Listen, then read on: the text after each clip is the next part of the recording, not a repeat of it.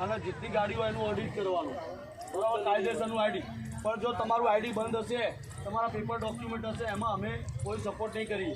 એ તમારી પોતાની જવાબદારી, જેમ કે પીયુસી, પરમિટ, ફિટનેસ, એની જવાબદારી તમારી પોતાની રહેશે. પછી તમારું આ વસ્તુ નહીં હોય અને તમે એમ કહેશો કે ભાઈ મારી ગાડી ચાલુ કરાવી આલો, તો એમાં અમે સપોર્ટ નહીં કરીએ. જુઓ, તમારે જ્યાં જ્યાં આપણને ડ્રાઈવર ભાઈઓને તકલીફ છે, એક તો કોઈ બી જગ્યાએ આપણે સિટીથી કાલુપુર જઈએ છીએ, બરાબર, તો કાલુપુરનું ભાડું 200 રૂપિયા, 150 રૂપિયા, 250 રૂપિયા આવે છે. તો આપણી એમને માંગ કરી છે કે પર કાલુપુરની ગમે ત્યાં ટ્રીપ હોય સિટીમાંથી તો એના 100 રૂપિયા આપણને એક્સ્ટ્રા આપશે, બરાબર. બીજું 18-19 રૂપિયા સુધી ઓલા આવી છે અત્યારે હાલ, પણ આમાંથી 12 મહિનાની અંદર ઓછામાં ઓછા 15 આઉટ સ્ટેશન પુણે માર્યા. મને એક બતાવો. કોઈ નહીં બરોબર. 12 મહિનાની અંદર 12 આઉટ સ્ટેશન બતાવો ખાલી કોઈએ માર્યા હોય તો. આટલા ડ્રાઈવરોમાંથી કોઈનામાં આઉટ સ્ટેશન પડતું નથી. એના માટે આપણે રીઓડિટ રાખ્યું છે ઓલા જોડે કે ભાઈ તું પેલા બધી ગાડીઓ ઓડિટ મરાય તો ફાલતુની ઓલાની કચરો અંદર ગાડીઓ નીકળી જાય. ઓછામાં ઓછા 700 ડિવાઇસ ફ્રોડ ચાલી રહ્યા. કેટલા? 700 થી 800 ડિવાઇસ. જે આઉટ સ્ટેશન અને રેન્ટલનો આપણો જે હતો ને ધંધો એ થઈ ગયા છે. આજ તમને મહિનાના 3 કે 4 આઉટ સ્ટેશન મળે ને તો તમારું લોકલ અને આઉટ સ્ટેશનની જોડે તમારું સરભર થાય ને એટલે તમારું બેલેન્સ આવી જાય આખા મંથલીનું. આજ તમે બધા લોકલ મારો, હું પોતે આઉટ સ્ટેશન મારવા વાળો આજ લોકલ મારું છું. અને જો બીજી વાત મેન આપણો એના માટે આ લોકોનું એક ભરણ ચાલે છે ઉપલા લેવલે, એ બંધ કરવા માટે થઈને આપણે એક રીઓડિટનો ઓપ્શન મળ્યો છે. એની અમે કે જેટલી ગાડીઓ અમદાવાદ બરોડામાં હોય ટોટલી રીઓડિટ માર, તો અમારે તારી જોડે ધંધો કરવો છે, બાકી કરવો નથી. અને હવે વાત સાંભળો, 10 લાખ 8 લાખ મિનિમમ 11-9-10 લાખની ગાડી બધાની હશે, કોઈના એનાથી નીચી નહીં હોય ઈએમઆઈ પડતા, બરોબર. તો આપણે એમને માંગ કરી છે કે કસ્ટમર અંદર બેસે ને એ 500 મીટર જાય કે 2 કિલોમીટર જાય, એનાથી અમારે કોઈ લેવું દેવું નહીં. 150 રૂપિયા બેઝ ફેર આપણને મળવો જોઈએ. કેમ કે આમાં તો કસ્ટમર શું કરે, અહીંથી જાય ને નારોલ ચોકડી ઉતરે એટલે તમને 70 રૂપિયા આપે કે 40 રૂપિયા આપે, કંપની ડ્રાઈવર કસ્ટમર જોડેથી 150 રૂપિયા લે, બરોબર. તો 150, 120 કે 70 રૂપિયા માટે આપણે 8-9 લાખની ગાડી લઈને એના ઘેર આંગળે જવાનું નથી થતું.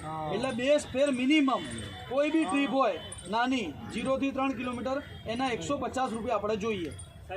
બરોબર છે, બરોબર મુદ્દો છે, બરોબર. હા, અને કંપની આપણે જ્યારે કોઈ બી એક કંપની સાથે કામ કરવાનું આવશે, જો ઓલા આપણી સાથે એમ કહી દેશે કે હું 150 રૂપિયા બેઝ ફેર આપીશ અને કાલુપુરથી લઈને જેટલો ઓલ્ડ સિટીનો એરિયા છે 5 કિલોમીટર રેડિયસમાં, રિલીફ રોડ હોય કે લાલ દરવાજા હોય, ત્યાં તમે પિકઅપ કરશો તો તમને 150 રૂપિયા એક્સ્ટ્રાની વાત કરી છે આપણે. કેટલા? એમાં બી એ લોકો એગ્રી છે, 100 રૂપિયામાં બી એગ્રી છે, 150માં બી એગ્રી છે, પણ એગ્રી નથી તો લખાણ અને ભાવમાં કે અમે લેખિતમાં નહીં આપીએ. તો અમે રોકાયા છે લેખિત લેવા માટે કે આપણને લેખિત મળી જાય ને, કાલ ઉઠીને વધારી બી દે પણ લેખિત ના આપે તો કેટલા દિવસ થશે લેખિત આપતા? બીજું તમને કહી દઉં કે આપણે કોઈ બી એક કંપનીનો બહિષ્કાર કરવો પડશે. જો આપણને ઓલા માની જશે તો આપણે ઉબેર બહિષ્કાર કરવો પડશે. એના માટે આપણે બધા રેડી ખરી?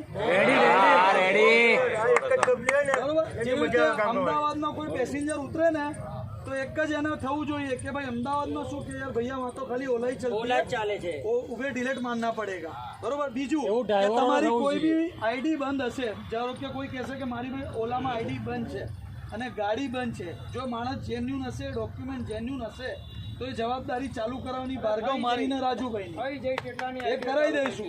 ડ્રાઈવર આઈડી બી કંઈ બી ફ્રોડમાં હશે કે કોઈ બી બ્લેક લિસ્ટ હશે એને આપણે ચાલુ કરાવી આપીશું. ખોટી કસ્ટમર કમ્પ્લેન્ટમાં પણ બંધ હોય તો એ બી કરાવી આપીશું. એક રીઝનથી બંધ હશે પણ ક્રિમિનલ કેસ હશે તે નહીં થાય ચાલે, બરોબર. એના માટે તમારે જે રેસિડન્સ એરિયામાં તમે રહેતા હોય એ પોલીસ સ્ટેશનનું તમારે એક લખાણ લાવવું પડશે અને થઈ જશે. અને બધા ડ્રાઈવર ભાઈઓ એક બધું પહેલાંથી એક કામ કરો, તમે તમારું ટીડીએસ જે તમારા મહેનતના પૈસા છે એ ઓલા ઉબેર ખાઈ જાય છે, એ ના જવા દો.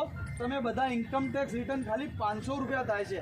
તમારા અહીં કોઈ સોસાયટીમાં હોય ને કેટલા, બરોબર, સીએથી એક ઇન્કમ ટેક્સ રિટર્ન ફાઇલ કરાવો તો એના પાત્ર તમને ટીડીએસ પાછું મળશે. જે તમારું ટીડીએસ કપાય છે ને હર રાઇડમાં 5 રૂપિયા 10 રૂપિયા જે બી કપાય સાંજે તમારે 90 થી 70 રૂપિયાનું થાય છે એટલે વર્ષે તમારા ઇન્સ્યોરન્સના પૈસા એમાંથી નીકળી જશે એટલે બધા ભાઈઓ છે ને એ કામ કરો હા તો તમારે ઇન્સ્યોરન્સ નીકળી જાય હા એનો ઓલરેડી જે રિટર્ન ભરતો ઓલાનું સ્ટેટમેન્ટ આપો વર્ષનું એ ટાઈમે પોલીસકર્મી સફાઈ કામદાર ડૉક્ટર્સ અને આવા આપણા જે ડ્રાઈવર ભાઈઓ છે એમનો પણ સાથ સહકાર રહ્યો હતો તો એના માટે બી એક તાળી થઈ જાય એમના માટે પણ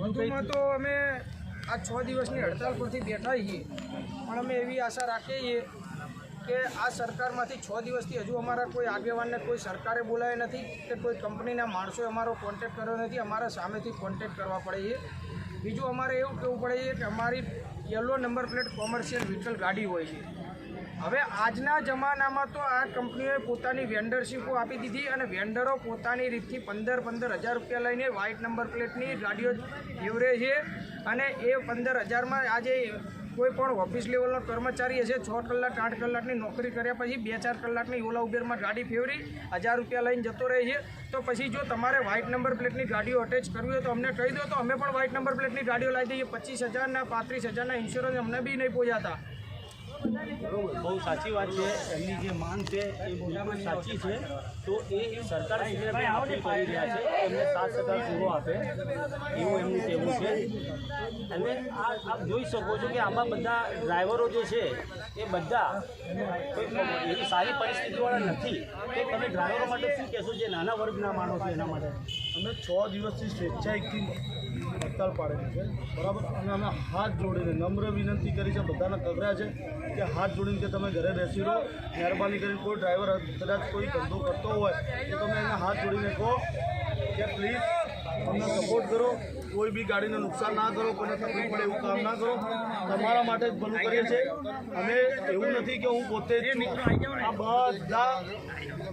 બધાના માથા ઉપર આ વસ્તુ છે મારા એકના ઉપર જ નથી કે મેં રાજુ રબારી પર જ વાત લીધી છે બધાના ડ્રાઈવરોના માથા ઉપર આ વાત છે અને આ બધા ડ્રાઈવરોની તકલીફ છે મારા આ એકની તકલીફ નથી બહુ સાચી વાત છે Manish Prajapati star news Gujarati live પર જોતા રહો નમસ્કાર ધન્યવાદ